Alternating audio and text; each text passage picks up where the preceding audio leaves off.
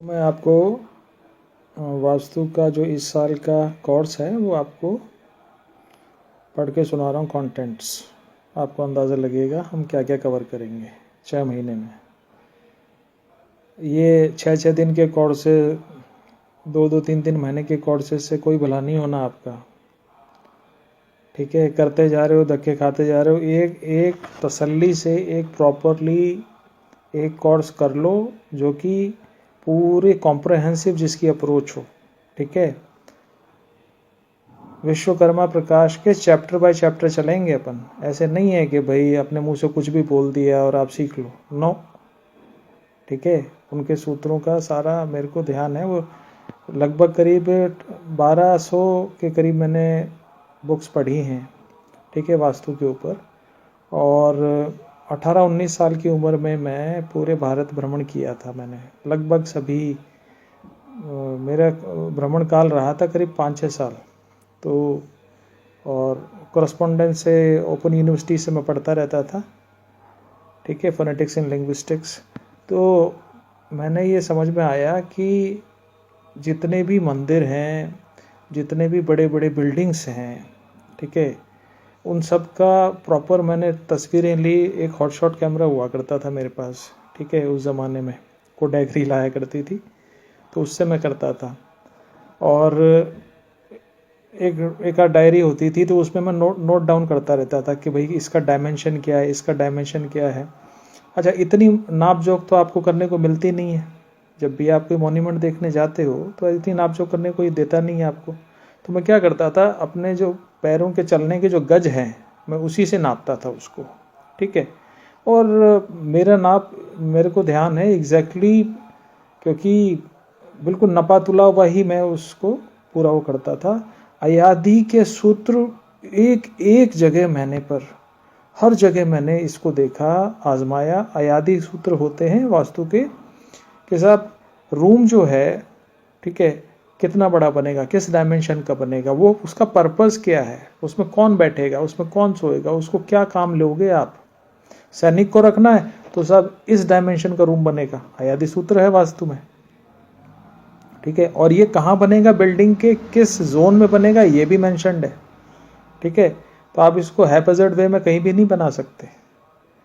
तो इन सब चीज़ों का रिदम, और मैंने ये सारा देखा कि ये जो हारमोनी है ये बद्रीनाथ से लेकर और कन्याकुमारी तक फॉलो हो रही है। ये ले लाइंस की बात कर रहा हूँ मैं अब ले लाइंस की बात कर रहा हूँ। सारे धाम घूमा, सारे मंदिर और ये सारे जितने भी ये महल हैं, ये सब मैंने देखे राजे महाराजाओं के।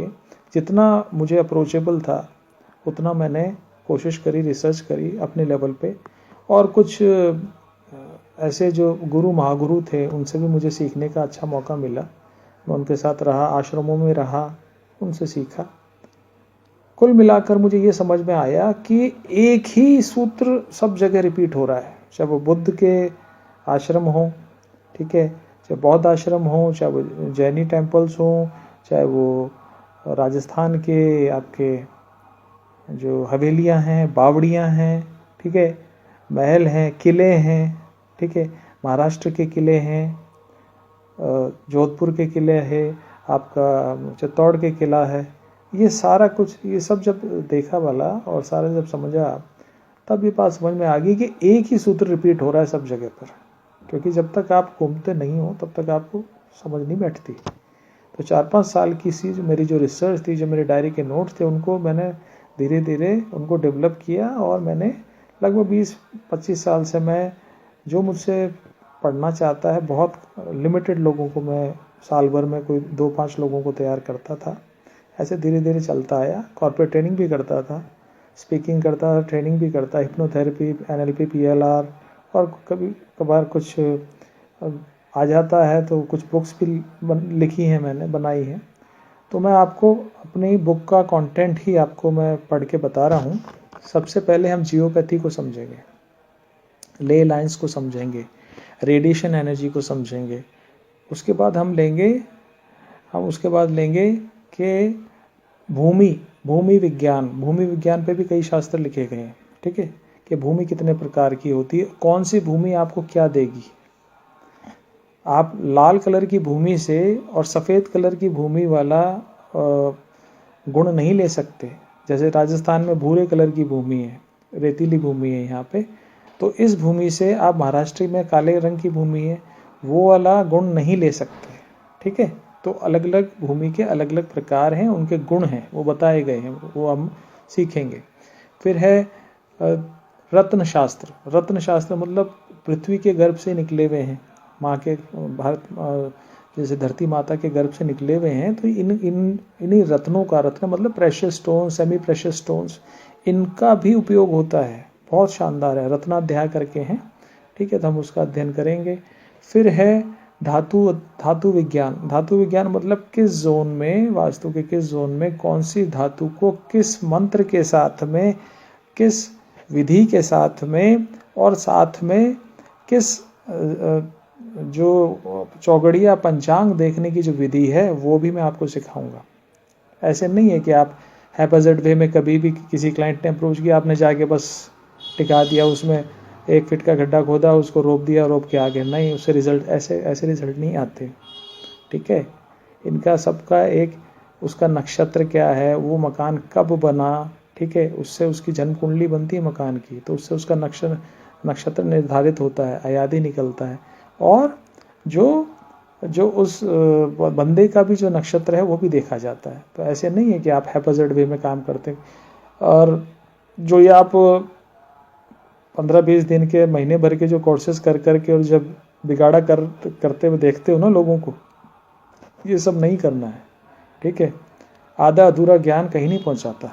ठीक है, उसको कंप्लीट वे में, कॉम्प्रिहेंसिव वे में सीखो, तो किसी का भला कर पाओगे, खुद का भला कर पाओगे। फिर हम देखते हैं यंत्र और मंत्र का किस तरह से साथ लिया जाए, किस तरह से उनकी टाइमिंग बिठाई जाए। यंत्र को किस तरह से बनाया जाता है, उस पर कैसी आकृतियाँ बनाई जाती, कैसे डायमेंशंस उभारे जाते हैं, उनका डायमेंशंस का क्या उपयोग होता है, क्या उनका यूसेज है, क्यों वो डायमेंशन ऐसे बनाए गए हैं। ठीक है, इसका देखते हैं हम 5 जो एनर्जीज हैं। ठीक है, 5 एनर्जीज हैं, हम भी पंचेंद्रिय हैं। ठीक है, और 5 एनर्जीज हैं, जैसे पृथ्वी, अग्नि, जल, आकाश, वायु। ठीक है, पृथ्वी, अग्नि, जल, आकाश, वायु, ये इन सभी एनर्जीज का एक कॉम्बिनेशन है vastu. Cosmic energy, magnetic energy, radiation energy. ठीक है, और इन सभी का कॉम्बिनेशन बनता है तब जाके। और देव एनर्जीज सबसे बड़ी है, देव एनर्जीज। ठीक है, हमने उनको नाम दिया देव एनर्जीज, शास्त्रों में नाम दिया गया, क्योंकि इंट्यूटिव थे। हमारे जो ऋषि मुनि थे, 24 ऋषि मुनि, उन सब के नाम आपको मैं रटवा दूंगा। ठीक है, फिर हम देखते हैं शल्य विज्ञान। शल्य विज्ञान मतलब किसी भूमि का उपचार कैसे करना, उसमें से कोई भी ऐसी हड्डी पड़ी है या कोई भी किसी भी तरह की कोई ऐसी चीज़ है जो नेगेटिविटी दे रही है, तो उसको कैसे निकालना, कैसे डिटेक्ट करना। ठीक है, डाउजिंग कैसे करना। ठीक है, और इंट्यूटिवली आप मेडिटेट करके भी पता कर सकते हो कि यहाँ पर ऐसा शल्य है या नहीं है। शल्य बोलते हैं ऐसे, है ना, नेगेटिविटी जो रेडिएट करती है जो चीज़, उसको शल्य बोलते हैं। ठीक है, ज़्यादातर जो मकान वगैरह जो बनते हैं वो कृषि भूमि पे बनते हैं, लेकिन अगर वो जगह पहले से कभी मिसयूज़ हुई है, या यहाँ पे कोई जानवर मर गए, या मारकाट हुई है, या कुछ मकान बसे और फिर उनमें झगड़ा हो गया, पता नहीं क्या, तो उस जगह का क्या इतिहास है आपको नहीं पता। ठीक है ना, तो ज़रूरी ये होता है जब भी आप मकान बनवाएं तो उस जगह की मिट्टी को आप 2 से 3 फीट तक पूरा खुदवा के मिट्टी हटवा दें, नई फ्रेश मिट्टी वहाँ डलवाएं, और अच्छी जगह से ला के डलवाएं। ठीक है, नहीं तो इधर का शल्य आप उधर डालेंगे। फिर इसमें आयादी के, जैसे हमने जिक्र किया कि उस मकान का पर्पस क्या है, वहाँ कौन रहेगा, और उनका पर्पस क्या होगा, उस बिल्डिंग का पर्पस क्या है। ठीक है, उस ऑफिस का पर्पस क्या है, उस फैक्ट्री का पर्पस क्या है। अच्छा, फैक्ट्री वास्तु अलग सिखा रहे हैं, ठीक है, और स्कूल वास्तु अलग सिखा रहे हैं, होटल वास्तु अलग सिखा रहे हैं, ऐसा कुछ नहीं है। सारे वास्तु एक ही हैं, वास्तु कोई चेंज नहीं होता, हर चीज़ हर एक उसके लिए वास्तु के सिद्धांत एक ही रहते हैं। ठीक है, पृथ्वी आपके लिए कोई चेंज नहीं करेगी, नहीं साहब मैं तो जो 5 एनर्जीज़ हैं, ठीक है, 5 तत्व हैं, उनकी एनर्जीज़ हैं, मैं आपके लिए चेंज कर दूंगी, ऐसा कुछ नहीं है। ठीक है, तो वो सेम रहती है, वो सेम अफेक्ट करती है, तो उसके अकॉर्डिंगली आप किस तरह से डिज़ाइन करें इन बिल्डिंग्स को पर्पसफुली मतलब कि उसका पर्पस क्या है, ऑब्जेक्टिव क्या है उस बिल्डिंग का, ठीक है, उसमें जो रहेंगे काम करेंगे उनका ऑब्जेक्टिव क्या होगा, ठीक है। फिर हम देखते हैं तत्व विज्ञान। तत्व विज्ञान से यहाँ पर अर्थ है किस तरह के आप मटेरियल को वहाँ पे यूज़ करते हैं, किस तरह का मटेरियल आप यूज़ करते हैं, उस मटेरियल की क्या रेडिएशन होती है।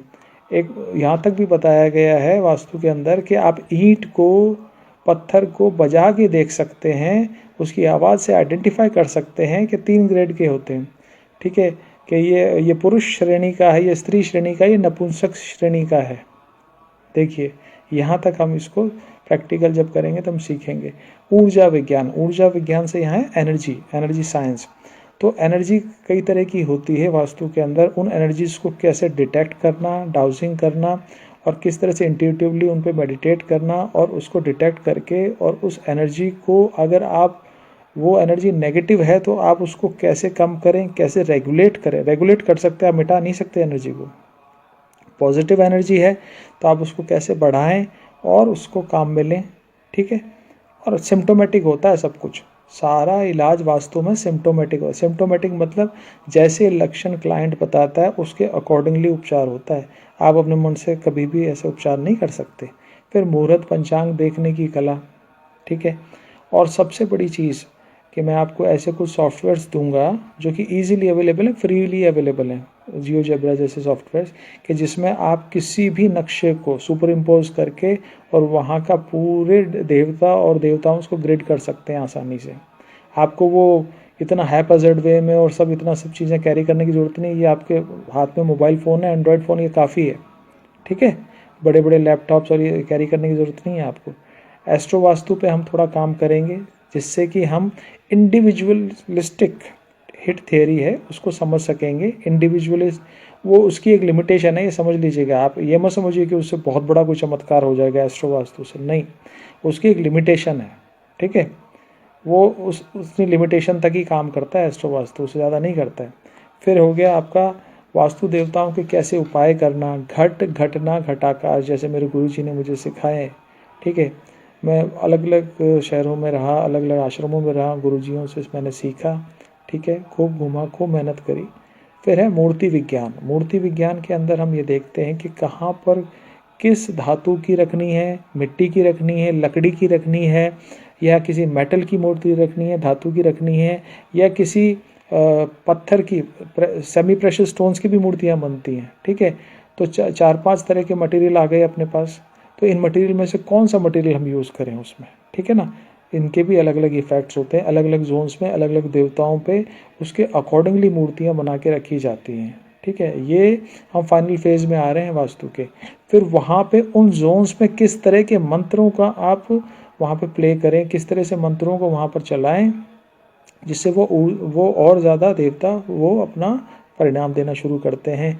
फिर गृह शोभा में हम ये समझते हैं कि कहाँ पर किस रूम में किस तरह का पेंट किया जाए, ठीक है, न्यूट्रल शेड्स रखे जाएं उस बिल्डिंग के अंदर, या उसमें थोड़ा सा कलरफुली हम प्ले कर सकते हैं एज पर द कुंडली of that particular building and that particular owner, the user of that building, remember that, okay. हम उसको अपने मन से नहीं कर सकते, तो ये देखा जाएगा कि उस बंदे की कुंडली के अकॉर्डिंग ही हम उसको कर सकते हैं।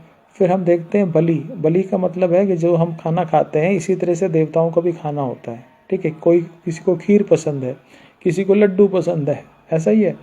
किसी को बेसन का लड्डू पसंद है, किसी को तिल के लड्डू पसंद है। जैसे पितृ जोन में तिल के लड्डू पसंद है साहब, पितृ एनर्जी को, पितृ जो हैं उनको तिल के लड्डू पसंद है, लेकिन वो एक खास मुहूर्त पर खास मंत्रोच्चार के साथ, खास विधि विधान के साथ ही अर्पित किए जाते हैं। हैपहैज़र्ड वे में आप उनको, हैपहैज़र्ड मतलब ऐसे मन में सोचा जाके रख दिया, परिणाम आ जाएंगे, कुछ नहीं आएगा, कुछ नहीं आएगा।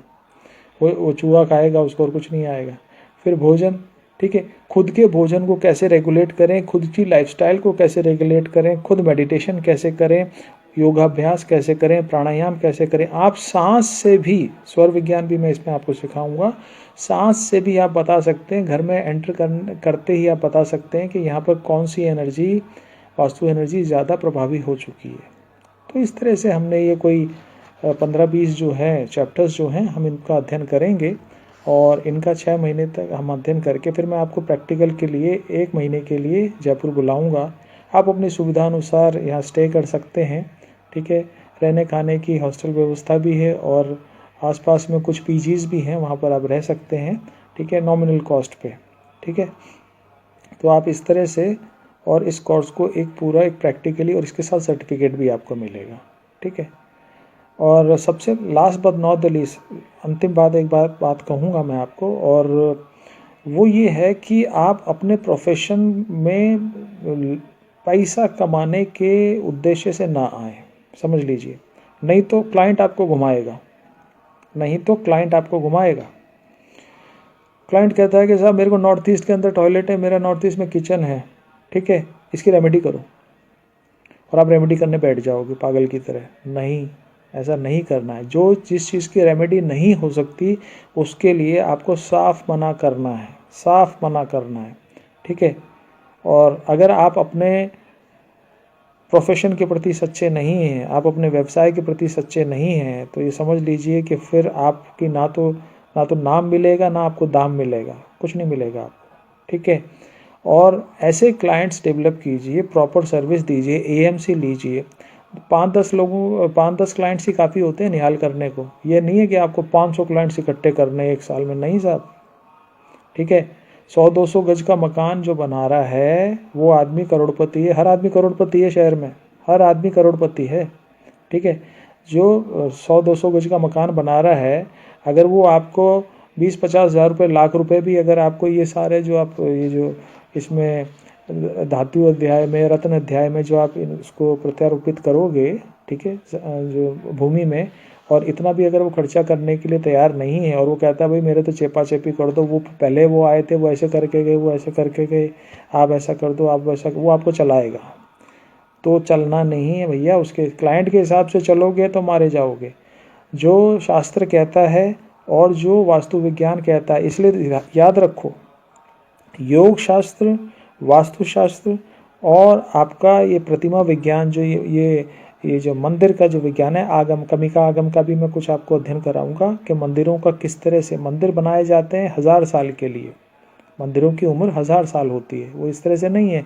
मकान की उम्र 100 साल मानी गई है, लेकिन किसी भी बिल्डिंग की उम्र 100 साल मानी गई है। अमेरिका में भी 100 साल पुरानी बिल्डिंग्स को नष्ट किया जा रहा है और दोबारा बनाया जा रहा है, लेकिन एक मंदिर का जो निर्माण किया जाता है वो 1000 साल, 2000 साल के लिए किया। किले का निर्माण किया जाता है 1000 साल के लिए, महल का निर्माण किया जाता है 800, 700, 500 साल के लिए। ये ध्यान रखिए कि इसमें 10 पीढ़ियाँ आगे, आने वाली 10 पीढ़ियाँ पनप सकें, राजा को प्रॉब्लम नहीं आए, उसकी आगे से आगे उसकी प्रगति होती रहे, ये समझ लीजिए। तो इस तरह से ये पूरा एक विज्ञान है, और ये सुपर साइंस है, ये नॉर्मल साइंस नहीं है, सुपर साइंस है, because we are playing with invisible energies.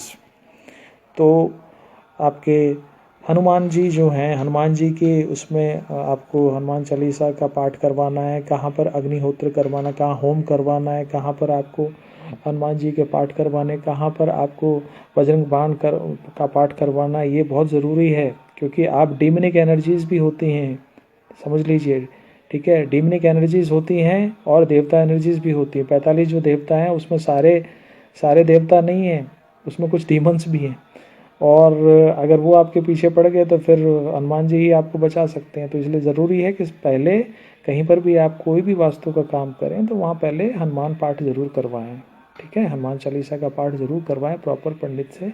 और ये सर्विस मेरे को कुछ पंडित रेगुलर सर्विस देते हैं, मैं उनको कॉल कर देता हूँ, वहाँ पहुँच जाते हैं, वो कर देते हैं, ठीक है। इस तरह से आप इसको पूरा ऑर्गेनाइज करें, प्रॉपर गरिमा के साथ में इस काम को करें। बहुत शानदार काम है, बहुत लोगों का भला होता है इसमें। और जो लोग मैनिपुलेट करके आपको काम लेना चाहते हैं, ऐसे लोगों के साथ में आप रिश्ता मत रखिए, क्योंकि वो आपको निहाल नहीं करेंगे, वो आपका नाम भी खराब करेंगे। जो आपको पहले वाले वास्तुशास्त्री की आपको बुराई कर रहा है, वो आपकी बुराई नहीं करेगा, वो क्लाइंट आपकी बुराई नहीं करेगा, ज़रूर करेगा। तो समझ लीजिए इस बात को, और जीवन में आगे बढ़िए, अपने प्रोफेशन में आगे बढ़िए, ठीक है। थैंक यू, जय हिंद।